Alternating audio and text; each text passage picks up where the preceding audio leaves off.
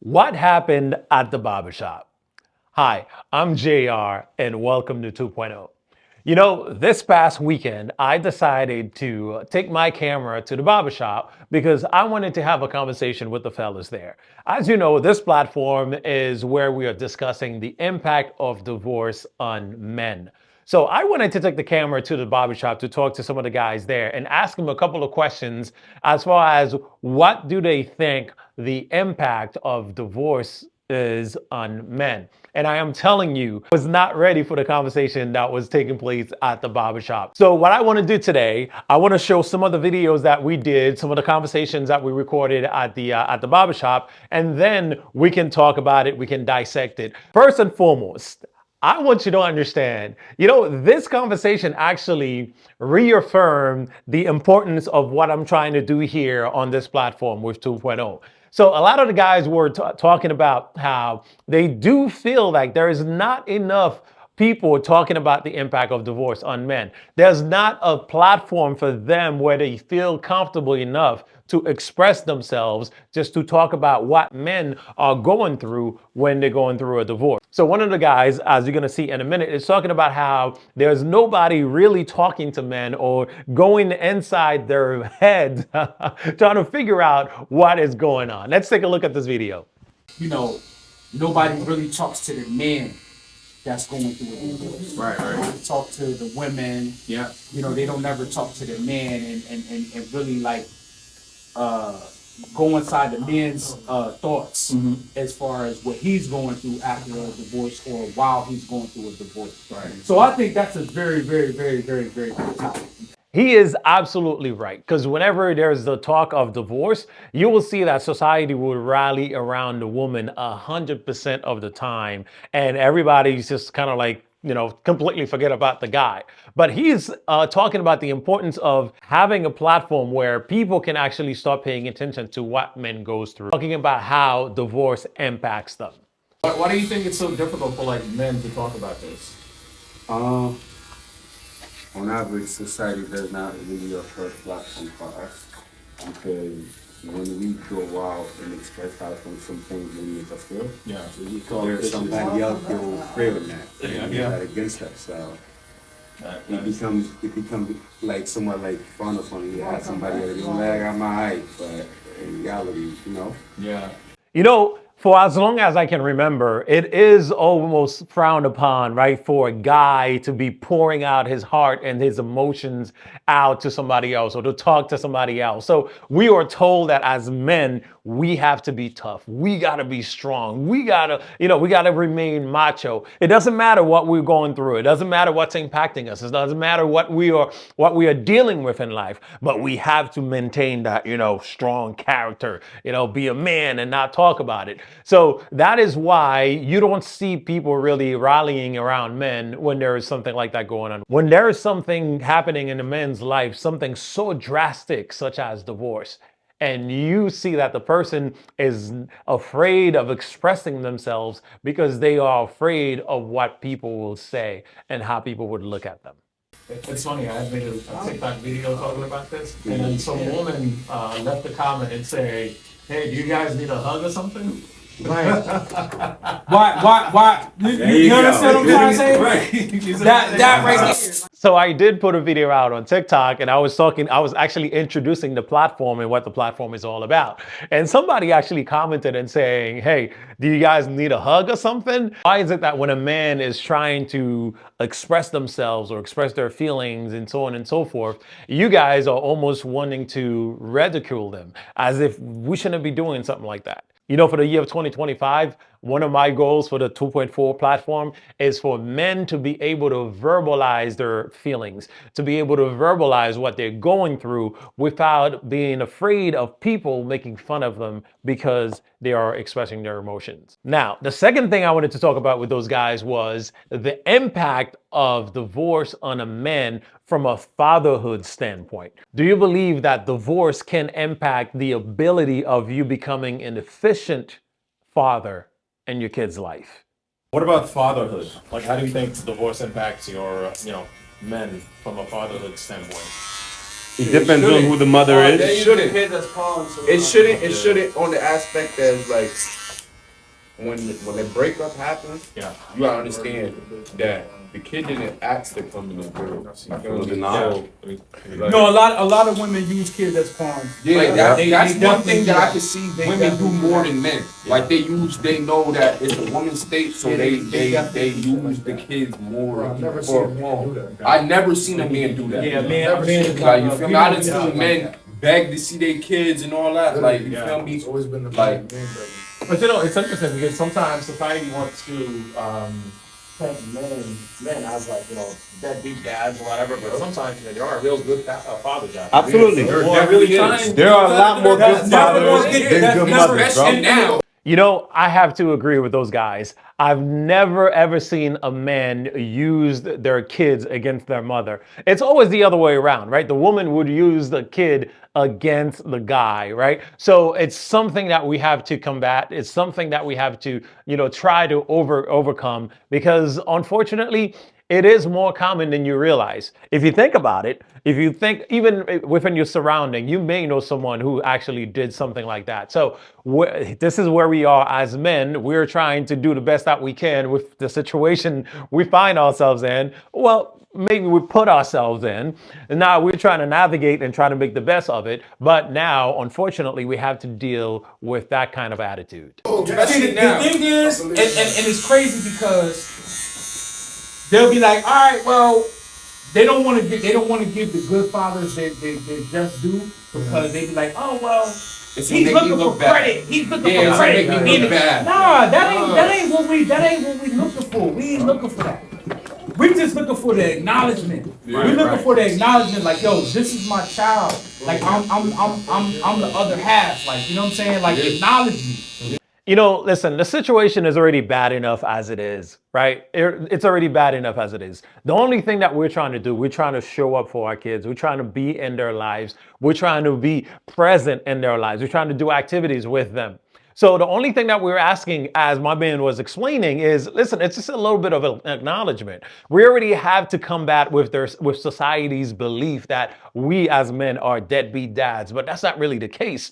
So if we have to prove to society that we are not deadbeats, and then we also have to fight with you as well just to see our kids, just to spend time with our kids. So imagine the mental anguish and imagine what it's doing to a man mentally. So it's severely impacting their ability to be a good father. It's not because they don't want to, it's not because they're not stepping up, but it's because they are being deprived of the opportunity to spend time with their kids. And that's what my man is saying. He wants the acknowledgement to know that, you know what, he is being a good father.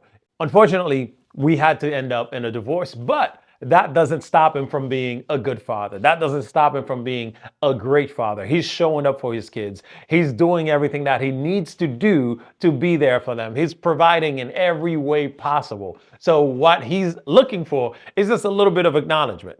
Sometimes, the women will make it seem like, yeah, I'm a single mother. I'm doing this by myself. I'm doing that by myself. But yet the father is still there. The father is still active. If you give him the opportunity to do what needs to be done, he will do it, right? But yet you want to paint him as a deadbeat. So now you're depriving the opportunity, but then you are crying to other people to the other side saying, oh yeah, I'm a single mother. We need to change our mindset. I'm not looking for no credit. I'm not looking for no credit. But at the same time, I'm looking for acknowledgement. You know what I'm saying? I'm tired of being labeled as a deadbeat. Tired of that. I never showed you no deadbeat shit. Especially if I never showed you no deadbeat shit, and you still picking me out to be a deadbeat because you emotional and you scorn. Nah, that ain't it. Society will make you believe that a lot of fathers out there are deadbeat dads. Deadbeat dads. But that's not entirely true. I mean, listen, honestly, yes, there are fathers who are neglecting their responsibilities, who are not stepping up. But at the same time, there are fathers out there who are genuinely taking care of their kids, who are showing up day in and day out for their kids because they understand the importance of their role as a father, as a man in their kids' life. But sometimes as we discussed earlier, unfortunately, sometimes the mother is using the kid and they do not want the father to be part of it. They're denying the father the right to see their kids. It's becoming a very toxic situation where the father is really trying to step up, but unfortunately, they're not given the opportunity to. But you don't see the men doing something like that. So this is why we need to change. The kids too, because like when kids is young, they only see what they The see. mother is putting out there. They feeding off their if they around the mother mom energy. and most, that's what they gonna see. They gonna like the dad doing this, the dad doing that. But once you start getting older and start understanding, even if you was around, like I told on top before, I'm like, yo, certain situations, like you might say that I don't remember it, but I remember it. Now I'm getting older, I understand it. I can remember the situation. I remember, oh, it could be like, oh, you threw that rock over there. But now I know what you really do over there, type of thing. You know why? Because you got these mothers out here is bad mouthing the father around these kids. Literally. These kids is picking up off of that. So they feeding off of that energy. So if you on the phone with your homegirl or you talking to a family member and you bad mouthing me, my kid is listening to that. They feeding off of that. So guess what? Even though deep down they know, like even though I could never even show them no deadbeat nothing. Been there for them, took care of them, all of that. But they hear their mother bad mouthing off of emotion because she scorned because of whatever. And then they feeding off of that.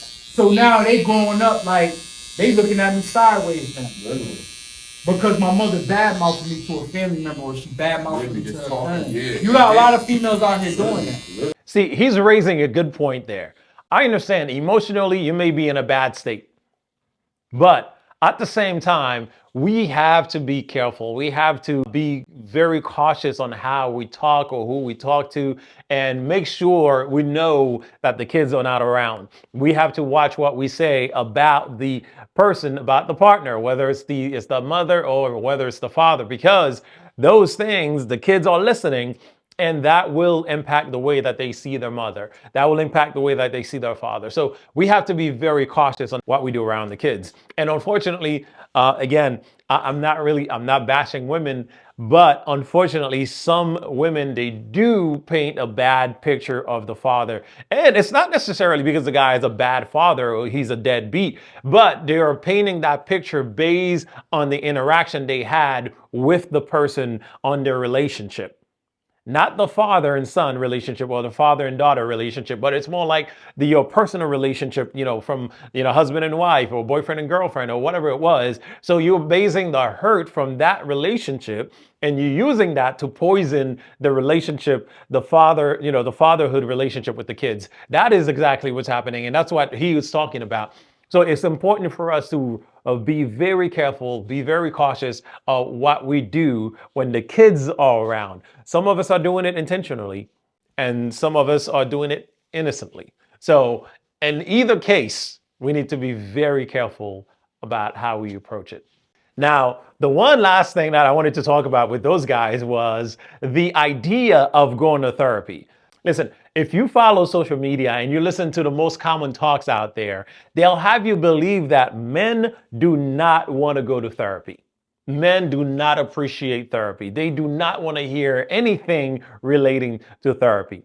But based on the conversation I had with those guys, I was pleasantly surprised that they are open to the idea of attending therapy, of going to therapy, because they believe how important it is to be able to get through some stuff, to talk through some stuff that are in your head. Because a lot of us are wrestling with a lot of thoughts, a lot of things that are weighing us down, that could impact us emotionally, that could, send us into depression, that could send us into all kinds of bad habits that you can think of. So the fact that they are open to the idea of going to therapy, that is amazing. And this is by no mean being racial, but as we know in the Black community, therapy for men is not something that we welcome. It's not something that we talk highly about. So it was very good to see them being opened up to, the idea of attending therapy.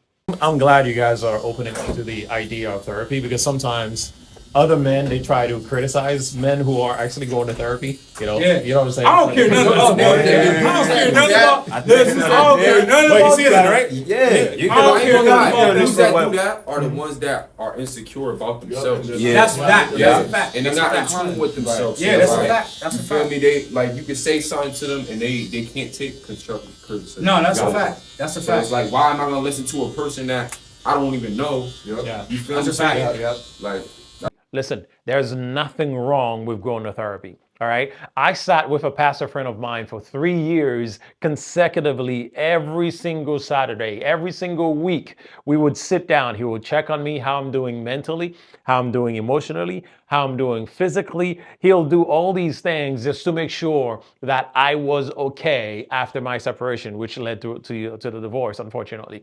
But he was there checking on me every single week just to make sure that I'm all right. And to be honest with you, if I didn't have that kind of support system, I don't think I would be here where I am today. I don't think I would have made it through the process the way that I've came out today. So if you are listening to me, find yourself a therapist or find yourself someone that you can tell or you can talk to, because it is important to talk through whatever it is that you're going to. You know, this guy, he made a very strong point. He said, you know, the people who are criticizing you, the other guys who are criticizing you or making fun of you because you're going to therapy, those are the guys who are dealing with insecurity issues. Listen, I'm not a professional, so I can't co-sign that statement, but in my opinion, I think he might be right. He may be onto something. You know, the ones who are criticizing you is because they themselves don't feel comfortable enough to sit there and talk to someone about the things that are going on in their heads, about the things that they're going through on a daily basis, about the times that they go to bed and they don't want to wake up in the morning. They're just laying there on the couch. They don't want to do anything. That is the beginning of depression. More therapy was available, like people like us that provide therapy for people for us, then I think a lot of things would be better in this world, man. Because that's why like you see like dudes is out here offering females every day, and people wonder why. Because they have no outlet, they have nobody to vent to, they have nobody to talk to. Right. You know what I'm saying? So it's like, yeah, me, man. Man, look, especially in 25. Woo.